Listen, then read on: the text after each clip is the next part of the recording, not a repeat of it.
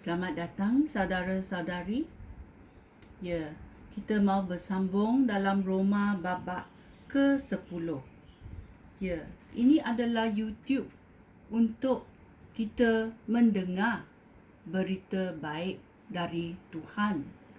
Dalam Roma babak ke-10, 17, dia berkata, Faith comes by hearing, and hearing by the word of God.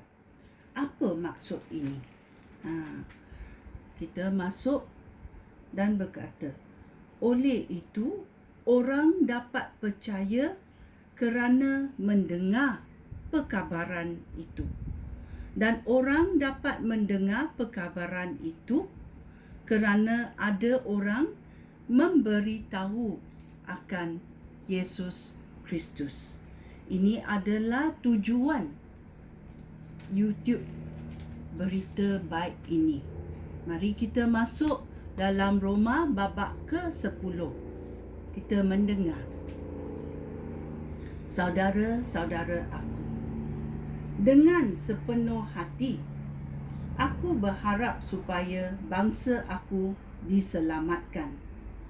Dengan tekun aku berdoa kepada Allah bagi mereka. Aku boleh memberikan kesaksian bahawa mereka sungguh-sungguh mengabdikan diri kepada Allah. Tetapi pengabdian mereka tidak berdasarkan pengetahuan daripada Allah. Mereka tidak mengetahui cara Allah membolehkan manusia berbaik semula dengan Dia. Sebaliknya, mereka berusaha untuk mengikut cara mereka sendiri. Oleh itu, mereka tidak mahu menerima cara Allah membolehkan manusia berbaik semula dengan Dia. Ini sungguh menyedihkan. Ya, sungguh menyedihkan. Kerana kita mahu membuat benda-benda ikut cara kita sendiri dan tidak mahu mengikut cara Allah. Mari kita dengar berikutnya. Ayat 4.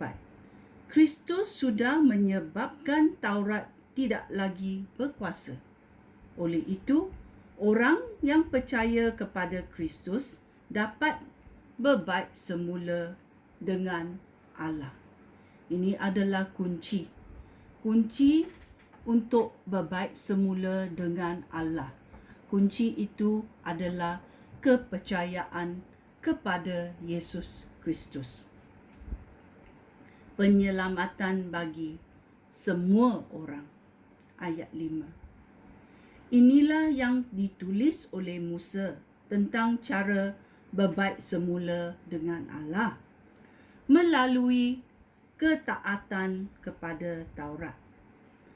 Orang yang mentaati Taurat akan hidup, tetapi tentang cara berbaik semula dengan Allah melalui kepercayaan kepadanya.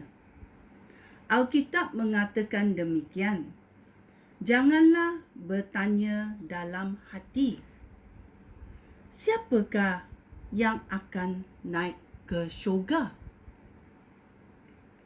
Maknanya, membawa Kristus turun. Atau, siapakah yang akan turun ke alam maut? Maknanya, membawa Kristus naik daripada kematian. Beginilah maksudnya. Perkabaran daripada Allah sangat dekat pada kamu, pada bibir kamu dan di dalam hati kamu. Itulah perkabaran yang kami isytiharkan. Perkabaran bahawa orang harus percaya kepada Allah. Jika kamu mengaku di hadapan orang bahawa Yesus itu Tuhan dan kamu sungguh-sungguh percaya bahawa Allah sudah membangkitkan Yesus daripada kematian. Kamu akan diselamatkan kerana kita sungguh-sungguh percaya. Kita diterima oleh Allah sebagai orang yang sudah berbaik semula dengan Allah. Kerana kita mengakui Yesus di hadapan orang, kita diselamatkan. Di dalam Alkitab tertulis, orang yang percaya kepada Dia tidak akan dikecewakan. Iaitu orang yang percaya kepada Yesus Kristus tidak akan dikecewakan.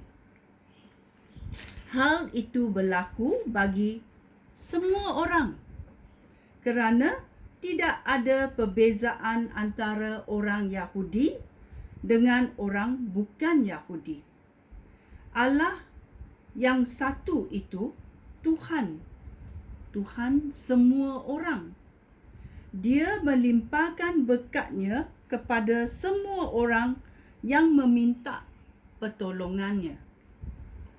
Di dalam Alkitab juga tertulis, setiap orang yang berseru kepada Tuhan akan diselamatkan. Tetapi bagaimanakah mereka dapat berseru kepada Tuhan jika mereka belum percaya kepada-Nya? Bagaimana mereka dapat percaya kepada Tuhan jika mereka belum mendengar perkabaran tentang Dia? Bagaimanakah mereka dapat mendengar perkabaran itu jika tidak ada orang mengisytiharkan? Bagaimanakah perkabaran itu dapat diisytiharkan jika tidak ada orang yang diutus untuk mengisytiharkannya? Di dalam Alkitab tertulis begini, alangkah baiknya ketibaan orang yang membawa berita baik daripada Allah. Tetapi tidak semua orang menyambut berita baik itu. Nabi Yesaya berkata, "Ya Tuhan, siapakah yang percaya akan perkabaran kami?" Oleh itu, orang dapat percaya kepada pendengar perkabaran itu. Dan orang dapat mendengar perkabaran itu kerana ada orang yang memberitahu akan Yesus Kristus. Tetapi aku bertanya, betulkah mereka belum mendengar perkabaran itu? Tentu mereka sudah mendengarnya kerana di dalam Alkitab tertulis, suara mereka terdengar di seluruh dunia dan kata-kata mereka sampai ke hujung bumi. Aku bertanya pula,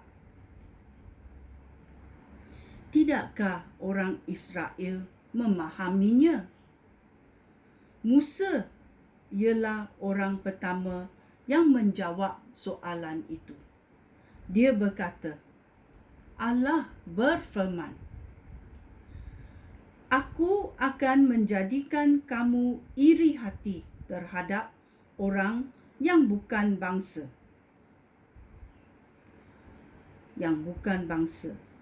Aku akan menjadikan kamu marah terhadap bangsa yang bodoh." Yesaya lebih berani lagi ketika dia berkata, Allah berfirman, "Aku dijumpai oleh mereka yang tidak mencari aku.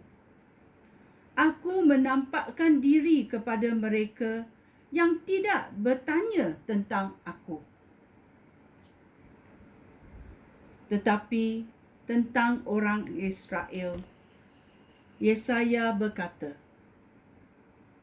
Allah berfirman, sepanjang hari aku menghulurkan tangan aku kepada bangsa yang tidak taat kepada aku dan yang melawan aku. Ya, ini adalah Roma babak ke-10. Ini adalah banyak amaran dan banyak ayat yang menunjukkan kita siapakah itu penyelamatan bagi semua orang. Kita mesti tahu Yesus Kristus adalah penyelamatan bagi semua orang. Orang Yahudi dan juga orang bukan Yahudi. Kerana Allah adalah pencipta umat manusia. Ya. Sekian, terima kasih. Shalom.